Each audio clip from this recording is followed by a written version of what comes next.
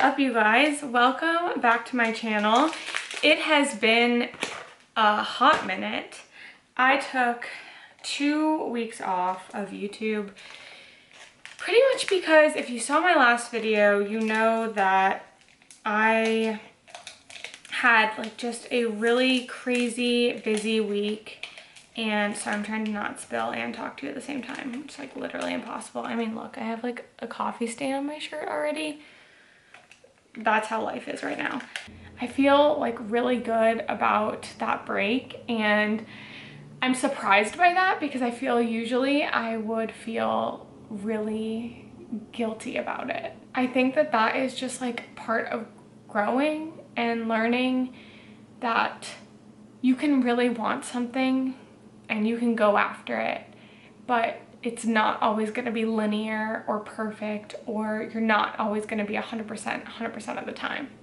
So here we are, we're back. I'm feeling so good. I'm actually like very surprised by how refreshed I feel. I think it's because I was coming off of like 3 super intense weeks in school, and it's Wednesday now. I have the rest of this week, and then next week is finals week, which just freaking blows my mind. And then I go to my bachelorette party on Friday. I'm so excited. I like can't even think about it too hard because I won't do anything else. I'll just sit here and think about it and buy more bathing suits. Today is all about getting all my assignments done. That sounds like a lot, but really I should be able to kind of crank all of my remaining assignments out today so that I can focus the rest of this week and, you know, the weekend on preparing for my finals. So I have a PEDS final, which is going to be a Kaplan exam. I have an OB final, which is just a regular exam. And then I have a med-surg final, which is also just a regular exam. 3 finals next week. For some reason, I'm actually not that stressed about it. I think it's because I'm at the point in like the semester where I just want to be done, so I like don't give an F like how it goes, which is actually not true because I will care, but I'm feeling relaxed and there's no point in stressing over it because it will be what it will be. So gotta get my assignments done, gotta get the finals done, and then we're off for a week and then on to the summer semester.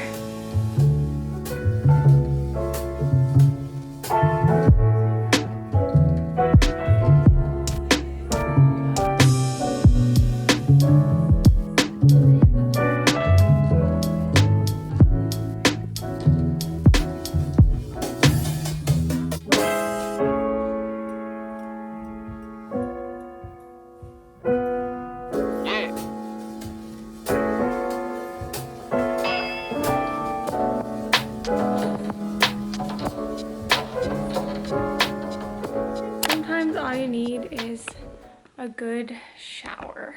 Also, we got a new couch. I am obsessed with it.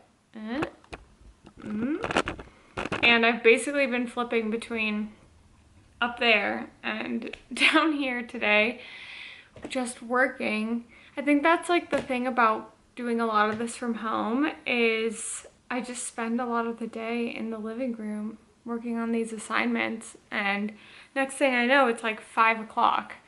But I got a lot of my assignments done. I mentioned earlier that like my PEDS exam next week, like my final for PEDS is a Kaplan exam, but I have those like a lot throughout the semester. I mean, 1 or 2 for OB and PEDS, and then I have usually I had like 4-ish for med-surg. It's like not the same for every class, but I have them throughout the exam, throughout the semester. And one thing about those Kaplan exams is part of the like studying for the NCLEX are remediation. So that's one thing I worked on today. And it was basically you take the exam and then Kaplan tells you which ones you got wrong and like what the topic is. And so then what we have to do is like go through each topic that we got wrong and write a little like paragraph on it basically. And it's just to get us familiar with all of the different topics that we're going to see on the NCLEX. And It's like pretty helpful. I definitely feel like I'm getting better at test taking at the very least, and hopefully by the time I sit for the NCLEX, I like know what to expect from the questions and how to like narrow things down. And it's definitely nice to like take these by chunks. And you know, my program, because it's accelerated, started from like the very beginning in terms of NCLEX prep. So I thought that that was like a really good thing, so that we spend like months and months and months getting ready for the NCLEX instead of just like at the end or during the last semester like starting to study. So that's something I mentioned in my video about like what to look for in an accelerated program. You're not going to know really exactly how they prepare you for the NCLEX, and you can ask, but it might not like make, you know, the most sense. But you can look at their NCLEX pass rate, and that is the most important thing you want in an accelerated program, is one that has a really good NCLEX pass rate. So my school has had 100% NCLEX pass rate for the past 4 years on students' first try.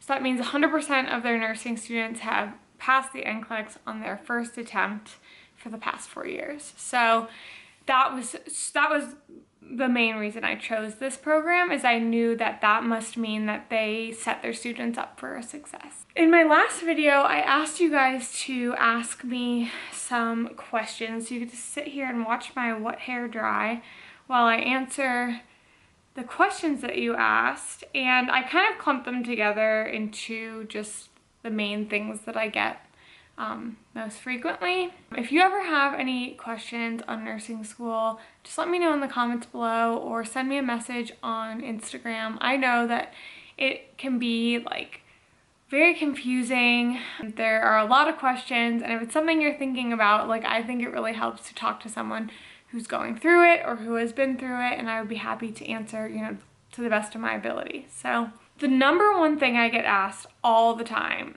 is about my prereqs, or about prereqs in general for accelerated nursing programs. I'll just like kind of talk about everything I can think of in terms of prereqs. So basically, if you are doing an accelerated nursing program, the thing that's incorporated in the 15, 18, 20 month program are gonna be all of like your core nursing classes and your clinicals.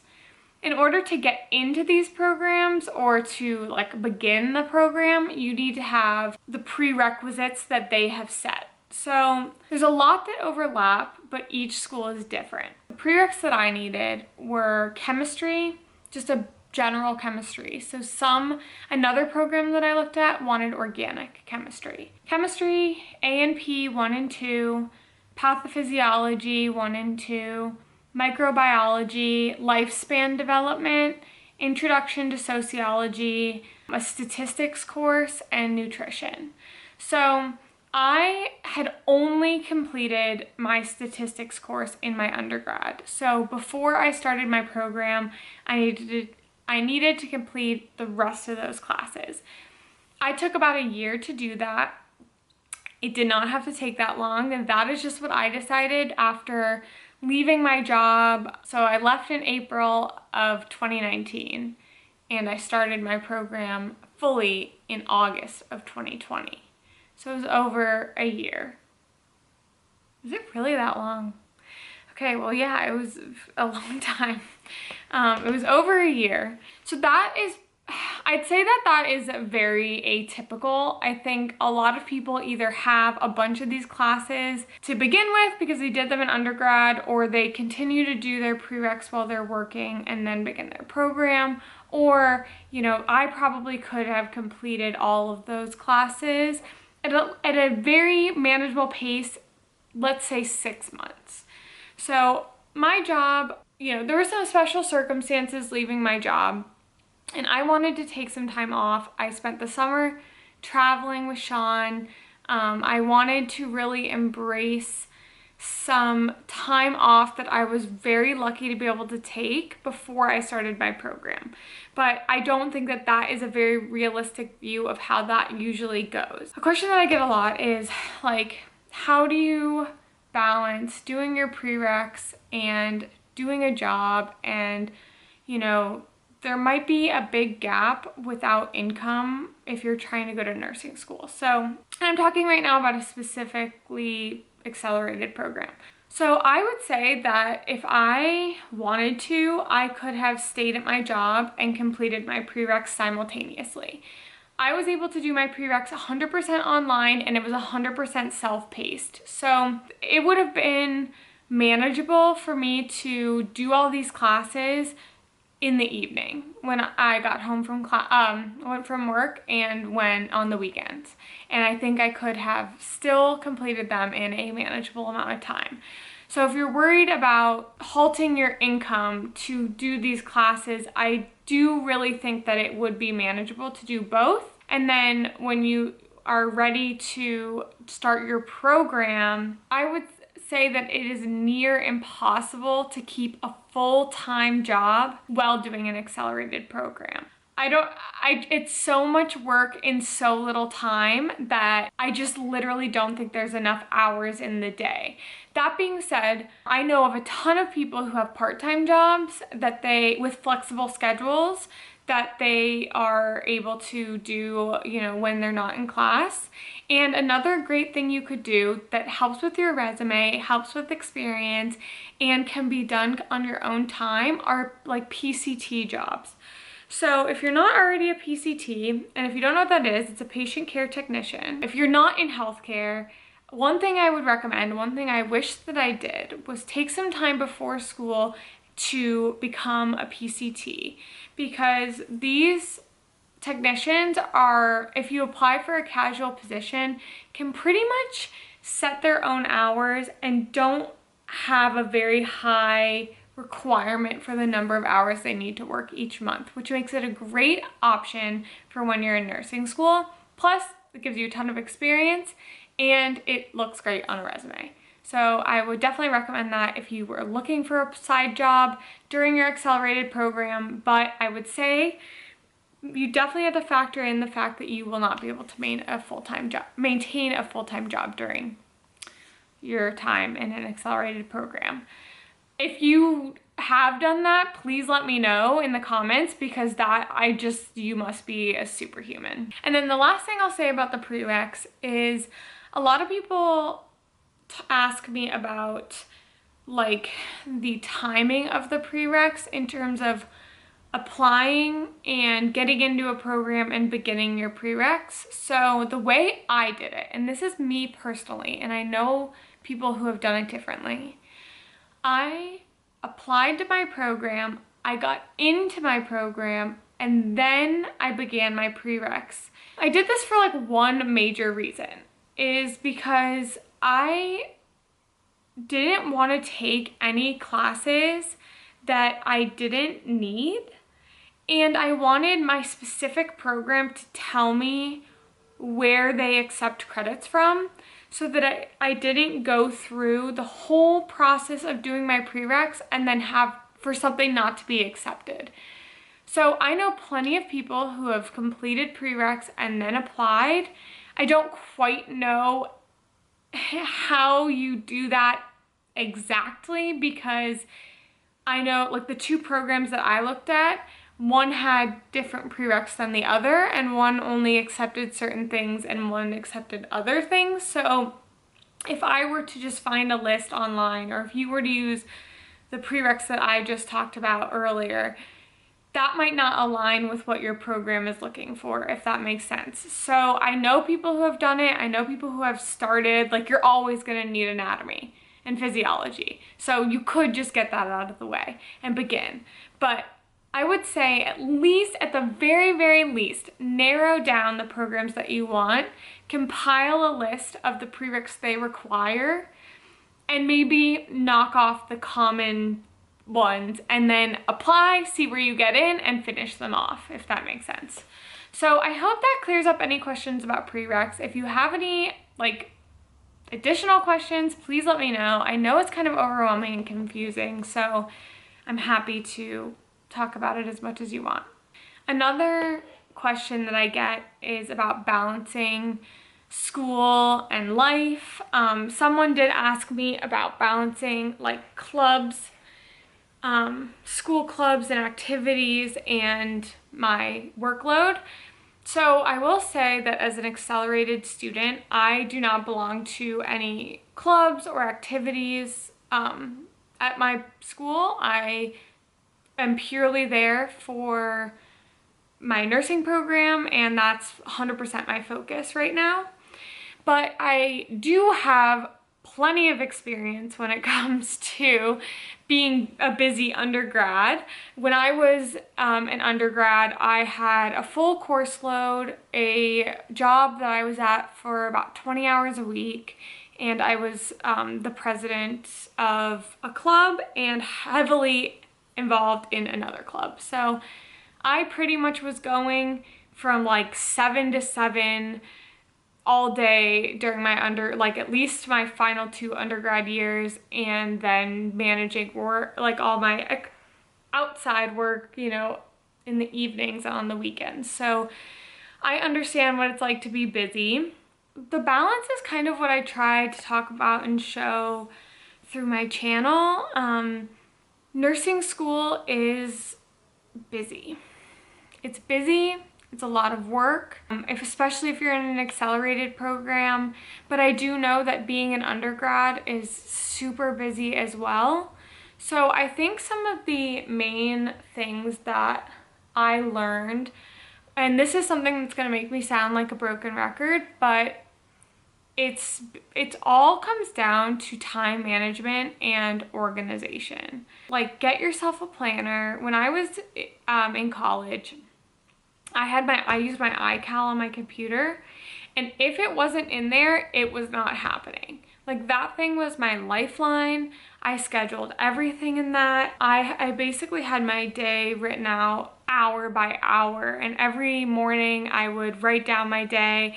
And like, even today, that's what I did, you know, just on my little side, where is it? My side here. I just tried to map out the day so that time didn't get away from me, because, you know, it's easy to say I have this, and this to do, but if you don't time it out, next thing you know, it's gonna be 6 o'clock, it's gonna be time to eat dinner, or you're gonna have to go like do something else and the day might get away. So I would just say that things can get really busy sometimes, but if you are organized and you keep everything kind of on a schedule, you're going to be far less likely to forget something, and also more likely to be able to carve out time for yourself. I find that super helpful to literally schedule time for myself, which sounds like crazy, but it's really nice when you stick to your schedule and you know you've accounted for like an hour to go to the gym, or you gave yourself an hour lunch break or something, and that can be done like completely guilt-free because you've accounted for that time, and you know that you have other time to do everything else you have to do. I think a lot of people make nursing school sound really scary, and I never want to do that. I never want to make it unreachable or unattainable, but it is hard work and it takes a lot of time and energy. So you should do yourself a favor and just like protect your own well-being by being as organized and on top of it as you can. I had a question about failing out and whether I have ever come close or known anybody who has failed out. And the answer to that, both of those questions, is no. I have never come close to failing out, and I have never known anyone to. It has come up like in discussion with teachers or whatever, and my teachers have said time and time again that in all of their years teaching this accelerated program, they've never seen anyone fail out. If anything, they know of a few people who have taken a little bit longer to do it, or it just wasn't right for them, but no one was forced out of the program. So like in my program, you have to get a 79 or above to pass a class. And if you don't pass a class, it has to be retaken. And for things like med-surg, if you don't pass the clinical, you don't pass the class. And if you don't pass the class, you don't pass the clinical, so you have to do that all over again.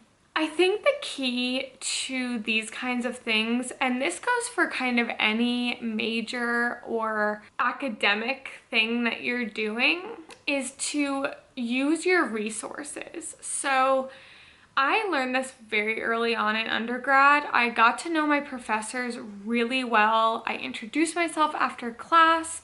I would go to their office hours. I would utilize like the student help center, but honestly, I really liked working with my professors, and I think that that is what helped me the most. I one time in a psych class in undergrad, I got an F on an exam. It's the only F I've ever gotten, and I thought it was a mistake. I literally went to the teacher and thought that my grade had been inputted wrong into the system. That's how shocked I was by this exam grade.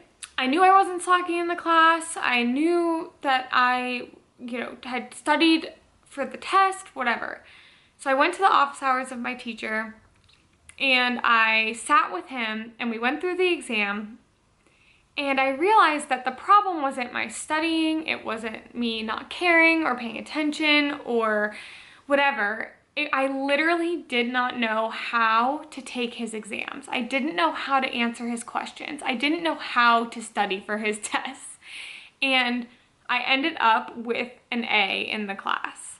So that's only to say, like, use your resources, and if you feel you're struggling in a class, the best thing you can do as early as humanly possible is sit down with your teacher and go over the exam. Let them know what you're struggling with.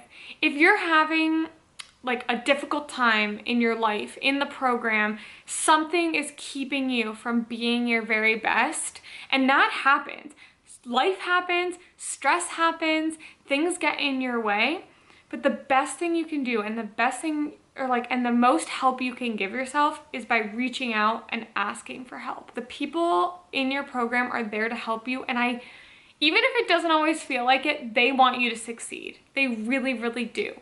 I don't think that people go into academia hoping that people will fail, but find that teacher that you trust, go to their office hours, schedule a private meeting, and I promise you, using your resources, there's nothing you can't do. You're not gonna fail out, and that should be the last worry on your mind. My camera died, but we're back to answer the final question. So some people have mentioned that the thing that is keeping them from maybe wanting to go to nursing school, or the last doubt in their mind, is that they're a little bit squeamish. So the thing is like being squeamish is not always something that you can help. It's like your body's natural reaction to something. So I get being like, what if I can't overcome it? Like that's, I think, a very good question to ask. And here is my best advice for that. If nursing is something that you're really passionate about and it's something you really want to do, I don't think that not wanting to see blood or, being grossed out by like some bodily fluids should stand in your way, because I think there are ways to overcome it or train yourself to be okay with it in the future. Also, you don't always have to be in a nursing field where you deal with a lot of blood, but during nursing school, you're gonna see all sorts of stuff. See and smell all types of things that aren't always gonna be great. But the thing here, how I think about it, is when there's something going on that I'm seeing or smelling or dealing with, something that kind of freaks me out, grosses me out, whatever, is that one, it helps to think about in a very clinical way. So you're going to be learning about it in the classroom, and just purely scientific clinical mindset can help disassociate those things a little bit. The other thing I think about is I am here to serve my patients, and they need me to be okay with these things, because basically, like, for their dignity and their respect, I need to be strong enough to be okay with these things. Because when your patient is in the hospital, or like when you have a patient and you're in the hospital, like, that person is at their most vulnerable. And if you're dealing with, like, you're gonna deal with poop, you're gonna deal with pee.